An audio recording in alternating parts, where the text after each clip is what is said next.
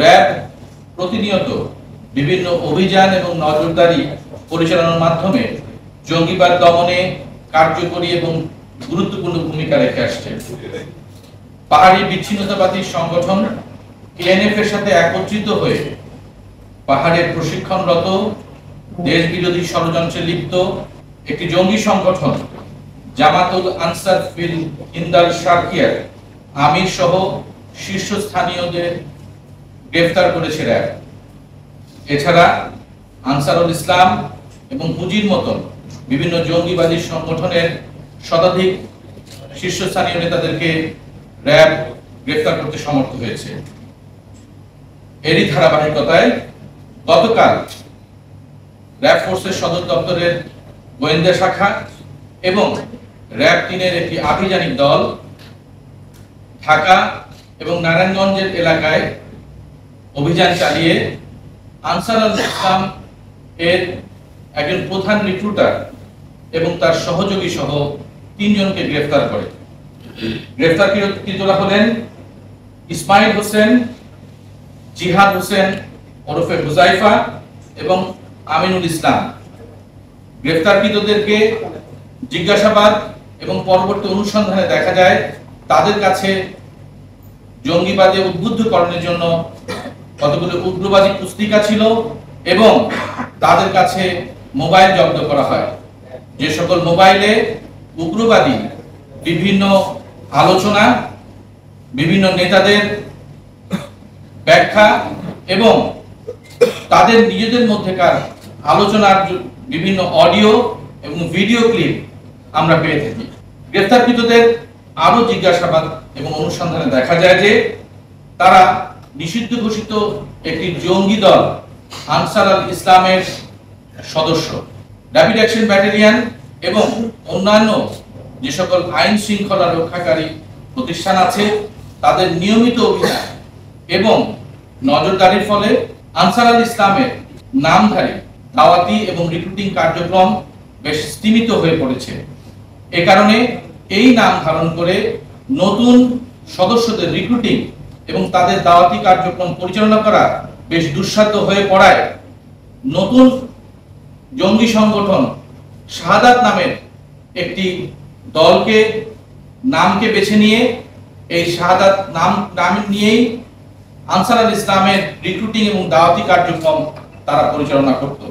অনুসন্ধানে আমরা আরো দেখি যে এই যে প্রধান রিক্রুটার অর্থাৎ ইসমাইল হোসেন, সে হচ্ছে আনসারুল ইসলামের মতাদর্শী এবং আফগানিস্তানে তালেবানদের উত্থানে উদ্বুদ্ধ হয়ে এবং আনসারুল ইসলামের মতাদর্শী হয়ে আল কায়দার মতাদর্শকে সামনে রেখে সে বাংলাদেশে রিক্রুটিং এবং দাওয়াতি কার্যক্রম পরিচালনা করে আসছে।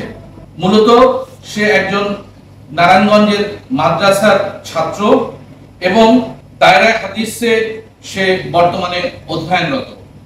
তার বয়স 25 বছর এবং কিছুদিন পূর্বে সে বিদেশে অবস্থানরত একজন জঙ্গি নেতা যার নাম সালাউদ্দিন, তার হাত ধরে মূলত এই আনসারুল ইসলামে তার রিক্রুটিং হয় এবং পরবর্তীতে সে এই অঞ্চলের অর্থাৎ বাংলাদেশের অঞ্চলের প্রধান রিক্রুটার হিসেবে কাজ পায়। এছাড়া এই যে শাহাদাত যে নতুন দলটি আনসারুল ইসলামের একটি সংগঠন বা আনসারুল ইসলামেরই একটি অপর নাম, সেই নাম ধারণ করে যে দলটি সে চালনা করত সেই শাহাদাত নামের দলটিরও সেই গ্রুপটিরও সে প্রধান। গ্রেফতারকৃত আরেকজন যে জিহাদ ওরফে হুজাইফা, সে একটি মাদ্রাসার শিক্ষক এবং এই শিক্ষকতার পাশাপাশি সে বিভিন্ন ছাত্রদেরকে বিভিন্ন উগ্রবাদী নানা রকমের আলোচনা দিয়ে উদ্বুদ্ধ করে তাদেরকে এই দলে ফেরাতো এবং দাওয়াতি কার্যক্রম পরিচালনা করত। অপর একজন যে গ্রেফতারকৃত আরেকজন যে আমাদের আসামি জঙ্গি নেতা বা জঙ্গি তৎপরতার সাথে যুক্ত সে আমিনুল, সে একজন গার্মেন্টস কর্মী। গত 6 মাস আগে বিদেশে অবস্থানরত আরেকজন নেতার হাত ধরে সে আনসারুল ইসলামে যোগদান করে এবং পরবর্তীতে সেও দাওয়াতি কার্যক্রমে অংশ নেয়। এই যে নতুন গ্রুপটি আমরা আবিষ্কার করেছি কিংবা তাদের দাওয়াতি কার্যক্রমের কথা আমরা বের করেছি। আমাদের অনুসন্ধানে দেখা যায় যে বাংলাদেশে ইসলামী খেলাফত প্রতিষ্ঠা করা তাদের প্রধান উদ্দেশ্য। বিভিন্ন দেশে দেশে মুসলমানদের উপরে যে আক্রমণ হচ্ছে, সেই আক্রমণকে পুঁজি করে তারা কোমলমতি এবং অন্যান্য যে সদস্যগণ আছে তাদেরকে উগ্রবাদে উদ্বুদ্ধ করত এবং তাদের মধ্যে বিভিন্ন ব্যাখ্যা এবং বিভিন্ন অডিও ভিডিও ক্লিপ তারা নিজেদের মধ্যে আলোচনা করত এবং নিজেদের মধ্যে তারা লেনদেন করত। এক্ষেত্রে তারা একটি নতুন অ্যাপস ভিআইপি যে গোপনীয়তা এবং এই কাজের জন্য তারা ব্যবহার করত।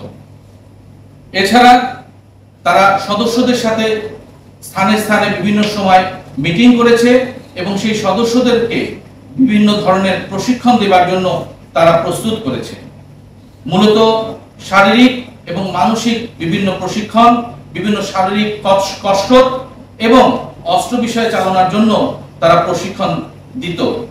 এই ক্ষেত্রে আমাদের আরো অধিকতর তদন্তের জন্য আমরা তাদেরকে আরো জিজ্ঞাসাবাদে যাব এবং এই যে কার্যক্রম তারা দেশ বিরোধী কার্যক্রমের সাথে তারা লিপ্ত, এই কার্যক্রমের আরো খবর আমরা পাবো বলে আশা করি। আমাদের এই অভিযান এবং জঙ্গি বিরোধী এই নজরদারি অব্যাহত থাকে।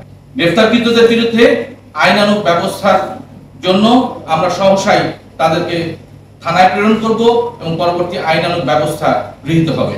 সকলকে ধন্যবাদ।